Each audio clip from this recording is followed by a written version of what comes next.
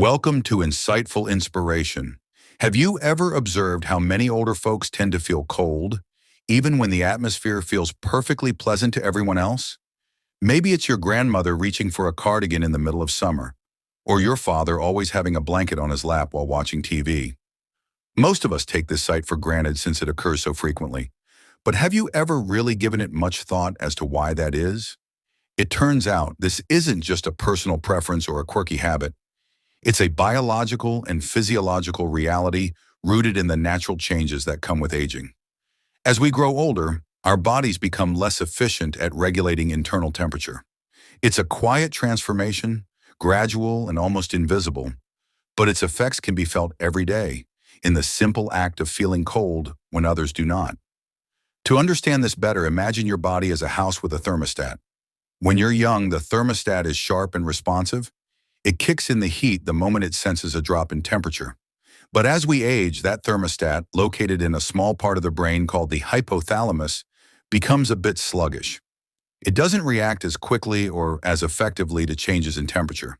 That means the body takes longer to realize it's cold and even longer to do something about it. At the same time, the body's natural insulation, its muscle mass, begins to decline. From about the age of 30, we gradually start losing muscle, and after 60, that process accelerates. Since muscle generates heat, especially during movement or shivering, having less muscle means the body can't warm itself as efficiently. That's why older adults can feel cold even in environments that seem warm to others. Their bodies simply aren't producing and conserving heat like they used to. And then there's the slowing of metabolism, another subtle but powerful factor. Metabolism is the process by which the body converts food into energy and heat. When we're younger, this process is quick and efficient. But as we get older, metabolism naturally slows down. That means less heat is generated from within, making us more dependent on external warmth, clothes, blankets, warm food, and heated environments. Circulation plays a role too. As we age, blood vessels can become less flexible, and conditions like arteriosclerosis, hardening of the arteries, can reduce blood flow, especially to the extremities. This is why many older adults often complain of cold hands and feet. Blood simply isn't reaching those areas as quickly or as effectively as it used to. And when warm blood can't circulate efficiently, body heat is harder to maintain. So even if the core body temperature is stable, the limbs can still feel cold, causing discomfort and sensitivity to chill. But these aren't the only factors. There are also specific health conditions that tend to emerge or worsen with age, and many of them contribute directly to cold sensitivity. One of the most common is hypothyroidism, where the thyroid gland, responsible for managing metabolism, becomes underactive. This leads to a slower metabolic rate, fatigue, and of course, a stronger sensation of cold. The tricky part is that many symptoms of hypothyroidism, such as low energy, weight gain, or feeling chilly, are often mistaken as just normal aging, so they go untreated. Then there's diabetes, a condition that affects millions of older adults. High blood sugar levels over time can damage nerves and blood vessels, particularly in the hands and feet, leading to what's known as peripheral neuropathy. This not only dulls the sense of touch, but also the body's ability to sense temperature.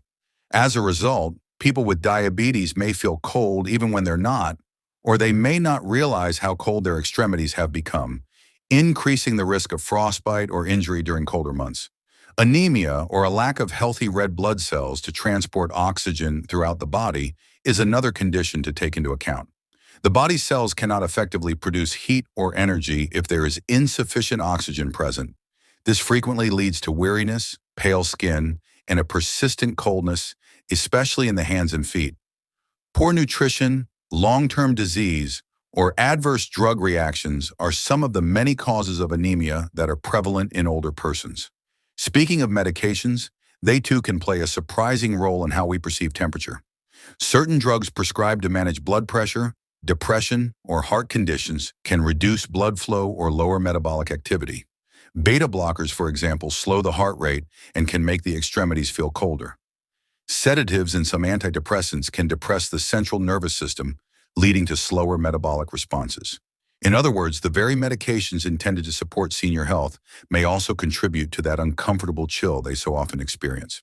So we have the aging brain, a slowing metabolism, reduced muscle mass, poor circulation, and common health issues all working together to make older adults more sensitive to cold. But the good news is, there are simple and effective ways to counter these changes and help seniors feel warmer and more comfortable. It all begins with warmth from within. Staying active. Movement increases circulation and stimulates heat production. Even gentle exercise like stretching or walking indoors can help keep the blood flowing and the muscles generating warmth. Strength training, especially when done regularly, can slow muscle loss and support a more robust metabolism. Eating well also makes a big difference. Warm, nutritious meals help fuel the body and support its natural heat production. Foods rich in healthy fats, protein, and complex carbohydrates provide lasting energy and internal warmth. Soups, stews, oatmeal, and herbal teas not only comfort the soul, but also give the body the tools it needs to stay warm from the inside out. Dressing in layers is a timeless strategy that works wonders. Layering traps heat and offers flexibility throughout the day. Starting with a moisture-wicking base, adding insulating layers like wool or fleece, and finishing with a windproof outer garment can make a huge difference, even indoors. And don't forget the extremities. A warm hat, cozy socks, and fingerless gloves can keep vulnerable areas warm without compromising movement or comfort. Maintaining a warm living environment is equally important. Keeping the home at a comfortable temperature, ideally between 68 to 70 degrees Fahrenheit, using draft blockers, thermal curtains, and space heaters when necessary, can create a consistently cozy atmosphere. Heated blankets, warm slippers, and even a warm water bottle at the feet can be small comforts with a big impact. Perhaps most crucially, identifying the underlying causes of cold sensitivity, such as a thyroid condition, anemia, or a drug side effect, can be facilitated by routine examinations and candid discussions with medical professionals. Early detection and appropriate treatment of these conditions can not only enhance an individual's general health, but also restore much-needed coziness and warmth to their everyday lives. Aging may bring many changes, but cold doesn't have to be a constant companion. With awareness, care, and a few simple lifestyle adjustments, we can support our elders in staying warm, safe, and at ease. So next time you see an older loved one reaching for that extra blanket, you'll know there's more to it than meets the eye. And you might just find yourself offering them that cozy cup of tea with a little more understanding and love. And now we'd love to hear from you. Do you or someone you care about often feel cold, even when others are comfortable? What are some of your favorite ways to stay warm and cozy? Share your thoughts and tips in the comments below. We always love hearing your stories.